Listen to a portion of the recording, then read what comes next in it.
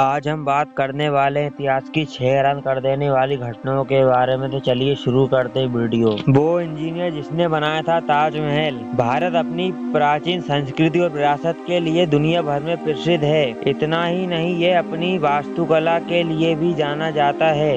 इसी वजह से भारत की यात्रा करने के लिए लोग देश विदेश से आते हैं। भारत की खूबसूरती के दीवाने देश विदेश में हैं। वहीं भारत में एक स्मारक ताजमहल है जिसका दीदार करने लोग दूर दूर से आते हैं। आइए जानते हैं आखिर इतने खूबसूरत स्मारक को बनाने वाला कौन है। ताजमहल के प्रेम के प्रतीक के रूप में देखा जाता है। ताजमहल को देखने का जुनून देश विदेश तक है। लोगों को देखने में मिलता है सुकून। ताजमहल को मुगलों के सम्राट शाहजहां ने अपनी पत्नी के लिए बनाया था।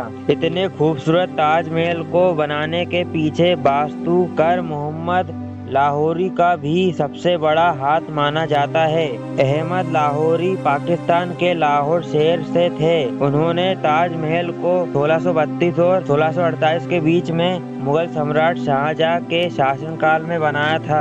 नंबर 2, ये 5 मुगल थे जोरू के गुलाम। हमारे देश में मुगलिया सल्तनत के भीतर एक से एक बढ़कर बादशाह हुए हैं। इनमें अकबर और जहांगीर जैसे बादशाह शामिल हैं। आज हम आपको मुगलिया तारीख के उन बादशाहों का जिक्र करने वाले हैं जो अपनी बेगम के इशारे पर नाचते थे। इनमें सबसे पहला नाम बादशाह अकबर का है। वो अपने हर फैसले से पहले अपनी बेगम जोधाबाई से जरूर सलाह लेते थे। दूसरा नाम जहांगीर का है। जहांगीर जरूर गद्दी पर बैठा था, लेकिन सत्ता उनकी बेगम नूरजहां ही चलाती थी। बाबर की सबसे पसंदी बेटी गुलबदन बेगम थी। उनका निगाह खिज्र ख्वाजा से हुआ था। सतह में गुलबदन बेगम का ओहदा अहम था। मुगल बादशाह शाहजहां की बेगम मुमताज थी। शाहजहां अपने सारे रियासती फैसले मुमताज से पूछकर ही करता था। हुमायूं अपने सारे अहम फैसले अपनी बेगम हमीदा की सलाह से करते थे। हमीदा बेगम को ताकतवर मुगल बेगम के नाम से जाना जाता है।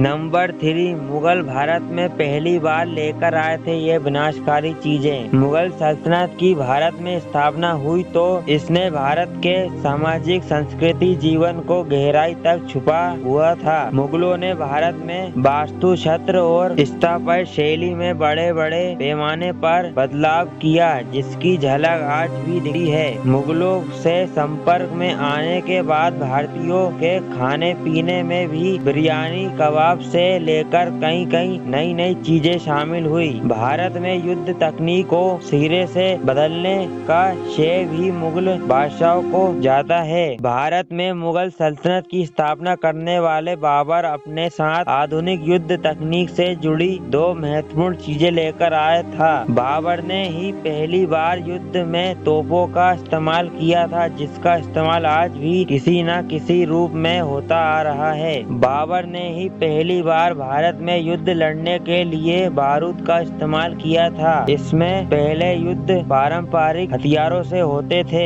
भारतीय युद्ध कौशल और रणनीति को बदलने का श्रेय मुगल शासकों को जाता है। मुगलों के शासनकाल में भारतीय उपमहाद्वीपों के संस्कृति और स्थापन के बदलाव की इमारतें आज भी मौजूद है। नंबर 4, मुगल शासक औरंगजेब को जिंदा पीर क्यों कहा जाता था। औरंगजेब शाहजहां और मुमताज का तीसरा बेटा था। औरंगजेब का पूरा नाम मोहम्मद औरंगजेब आलमगीर था।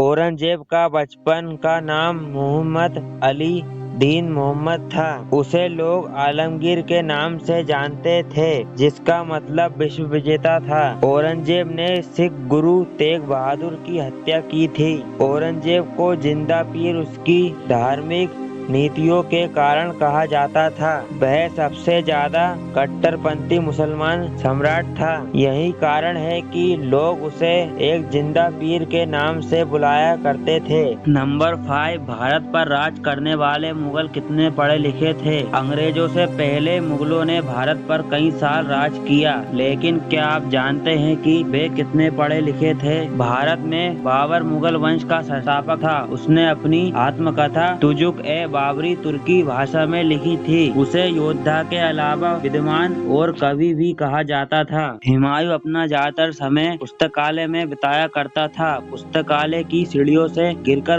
उसकी मौत भी हुई। उसके काल में उसे काफी विद्वान माना जाता था। जलालुद्दीन मोहम्मद अकबर खुद तो अनपढ़ था, लेकिन वह ज्ञान और साहित्य में काफी रुचि रखता था और उसके दरबार में अपने अपने काल में पारंगत नवरत्न भी थे। जहांगीर अरबी, फारसी, तुर्की, हिंदी, इतिहास, भूगोल और गणित का ज्ञाता था। उसने फतेहपुर सीकरी से अपनी शिक्षा हासिल की थी। शाहजहां को संगीत और कविता और मार्शल आर्ट का ज्ञान था। उसने अपना शासनकाल में ताजमहल, मोती मस्जिद, आगरा का किले जैसे स्मारक भी बनवाए थे। औरंगजेब की शिक्षा दीक्षा अरबी और फ्रांसी भाषा में हुई थी।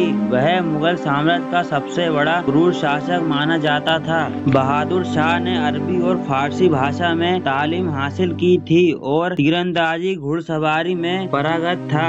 नंबर 6, बाबर की वो युद्ध तकनीक जो हिंदुस्तान पर कब्जा करने के लिए उसने अपनाई थी।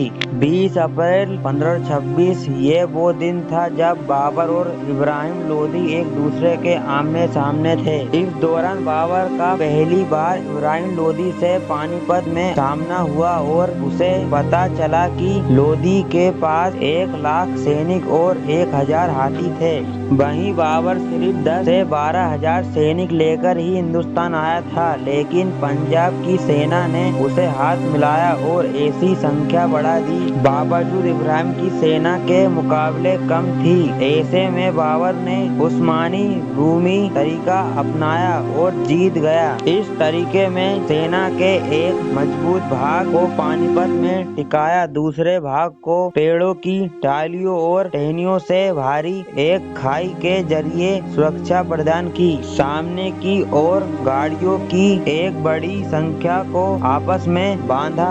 ऐसे करने से एक प्रतिरक्षक दीवार बन गई। हर 2 गाड़ियों के बीच में ब्रेस्ट बक्सर बनाया, जिस पर से सैनिक अपनी बंदूक टिकाकर गोली चलाते सकते थे। बाबर ने कम सैनिकों का ऐसा जाल बिछाया कि वो पानीपत की लड़ाई जीत गया। उन्होंने इस तरीकों को उस्मानी रूही बनाया, क्योंकि ईरान के बादशाह इस्माइल के खिलाफ उस्मानियों ने इस तरीकों का इस्तेमाल किया था और बाबर ने उस्ताद अली और मुस्तफा नामक को उस्मानी उस्तादों से तोपचियों की सेवा दी थी।